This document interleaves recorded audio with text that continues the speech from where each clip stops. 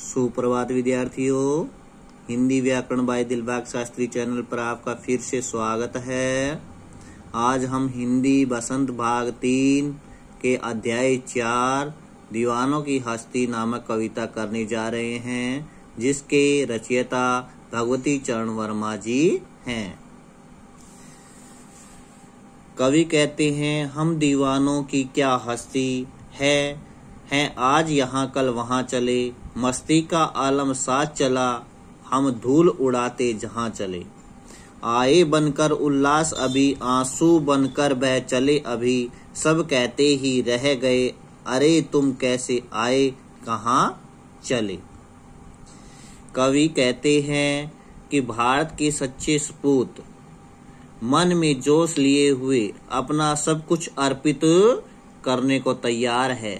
इस देश की महानता क्या आगे, हम दीवानों की क्या औकात है। हस्ती का मतलब क्या होगा, औकात या हैसियत है। हम आज यहाँ हैं तो कल वहाँ से चले जाएंगे। मतलब क्या हुआ, हम आजादी के दीवाने हैं, एक जगह पर नहीं रुकते हैं।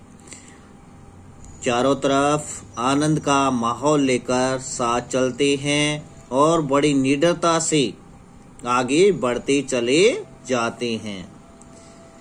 हमारे आने से हमारे भाई बंधुओं के चेहरों पर उल्लास छा जाता है। जब हमें अचानक जाना पड़ जाए तो सभी की आंखों में आंसू आ जाते हैं। सभी कहते हैं कि अभी तो तुम आए थे और अभी जा रहे हो। किस ओर चले यह मत पूछो, चलना है बस इसलिए चले, जग से उसका कुछ लिए चले, जग को अपना कुछ दिए चले। दो बात कही दो बात सुनी, कुछ हंसे और फिर कुछ रोए, छक्कर सुख दुख के घूंटों को हम एक भाव से पिए चले। कहते हैं कि आजादी के दीवानों ने उन्हें स्वयं नहीं मालूम होता कि वे कहां और किधर जा रहे हैं। वे तो केवल अपनी मंजिल की तलाश में चलते जाते हैं और दूसरों के दुख दर्द या सुख दुख से ही दुखी या सुखी होते हैं। कवि ने सुख दुख को एक भाव से समझने वालों को ही दीवाना और मस्ती मौला कहा है। लाग लपेट स्वार्थ साधन और उपलब्धि के लोभ को त्याग कर मनमौजी जीवन जीना ही मस्ती या फिर दीवानों का काम है। ऐसे दीवाने लोगों से अपनत्व जताते हुए उन्हें प्यार भरी दो बातें कहते हैं कि कुछ हंसे और पीछे कुछ रोए, कि उनके सुख दुख की बातें सुनते हैं। दुनिया में दुख सुख कहना सुनना हंसना रोना स्वाभाविक है। एक के बिना दूसरे की कल्पना करके जीवन का यथार्थ आनंद प्राप्त नहीं किया जा सकता।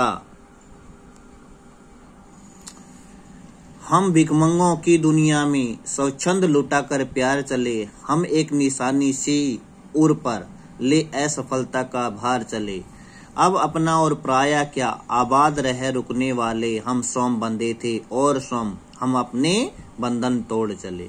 क्या कहते हैं कि हम जो है ना भिखमंगों की दुनिया में, यानी कि लेने की प्रवृत्ति रखने वाली दुनिया में स्वच्छंद यानी कि बिना किसी रोक टोक के स्वतंत्र रूप से प्यार लुटाकर जा रहे हैं। हम एक निशानी सी उर में, यानी कि उनके हृदय में एक चिन्ह अंकित या अपना प्यार जो है उनमें भरकर जा रहे हैं। ले असफलता का भार चले, और हम जो है इस सफलता और असफलता से भरे हुए भार को जो है या भरे जीवन को लेकर जा रहे हैं। अब अपना और पराया क्या, कहते हैं कि मस्त जीवन जीने वाले दीवाने सफलता और असफलता और अपना और पराया इन सभी में भेद नहीं करते हैं, फिर भी इस दुनिया के लिए आबाद रहने की कामना करते हैं। आबाद का मतलब बसे रहना, ठीक है। रह रुकने वाले और इसमें रहने वाले लोग जो है वो उसमें रहने की कामना करते हैं। मस्त मौला लोग किसी दूसरे के बंधन में नहीं होते और स्वयं जब चाहे बंधनों को तोड़कर चले जाते हैं, क्योंकि वे बंधन उनके खुद के बनाए होते हैं। तो ये जो कविता है वो भारत के सच्चे सपूतों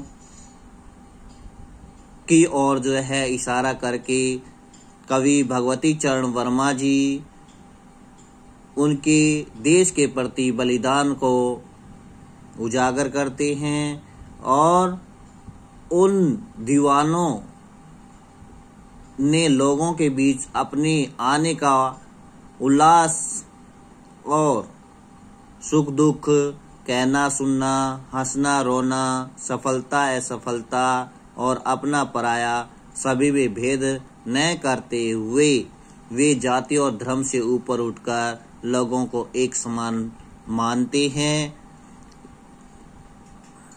तो प्यारे बच्चों, अगर ये कविता, ये वीडियो जो है आपको अच्छी लगी हो तो लाइक व सब्सक्राइब जरूर कर देना। धन्यवाद।